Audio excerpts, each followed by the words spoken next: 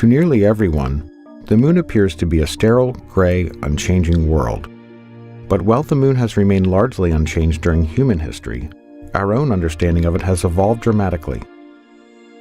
Thanks to new observations, we now have not only unprecedented views of its surface, but a whole new tour of the Moon that shows how both it and other rocky planets in our solar system have been shaped over billions of years.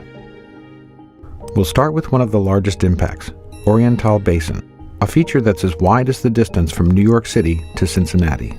Using new elevation measurements, we can clearly see the effects of what is likely the last giant impact event in lunar history, with its outer mountain rings rising many kilometers above the lowest points inside the crater.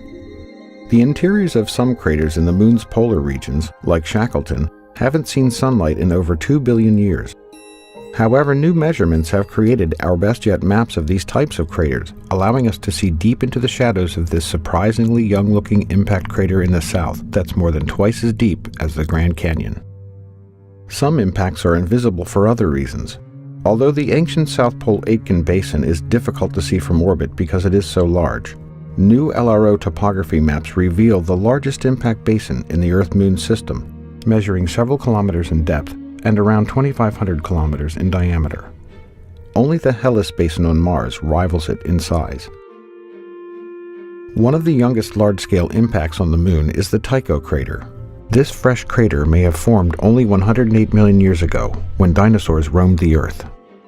We now also have an extreme close-up view of the crater's central peak, revealing a mountain with sharp edges, building-sized rocks, and a central boulder about the size of a baseball stadium.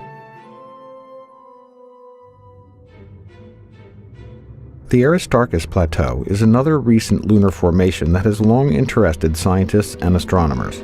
The crater itself formed in the same era as the Tycho crater, and what appear to be snaking river valleys were actually carved by ancient lava flows. Next, we arrive at Mare Serenitatis on the near side of the Moon. In December of 1972, the crew of Apollo 17 landed in the Taurus Littrow Valley, marking the last time humans have visited the surface of the Moon. With images from LRO's narrow-angle camera, we can clearly see the evidence of that visit. In this image, you can easily see the base of the lunar lander, along with the lunar rover, parked far from the blastoff zone. You can also clearly see the astronaut trails and the wheel tracks left on the lunar surface. We now head to the far side of the Moon, which cannot be seen from Earth. Our first stop is the Compton-Belkovich region, which shows evidence for young volcanic activity in the far side highlands.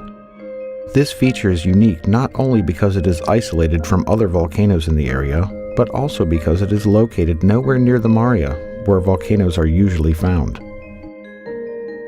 Also, on the far side, we find the Jackson crater, which, like the Tycho crater on the near side, has an extensive and complex ray system. In fact, this crater is often considered to be like a twin to Tycho. Finally, the Tsiolkovsky crater stands out as an excellent example of a far-side crater filled with a sea of ancient lava, known as a mare. It is particularly interesting to scientists and other observers because of its isolation from other similar craters, as well as its beautiful central peak. As we continue to study the Moon, our understanding of it improves, giving us new insights not only into how it has evolved over time, but also how other rocky planets in our solar system have come to look the way they do. With new missions, new instruments, and new technologies, we will continue to improve our knowledge of the Moon and better understand the history of our solar system.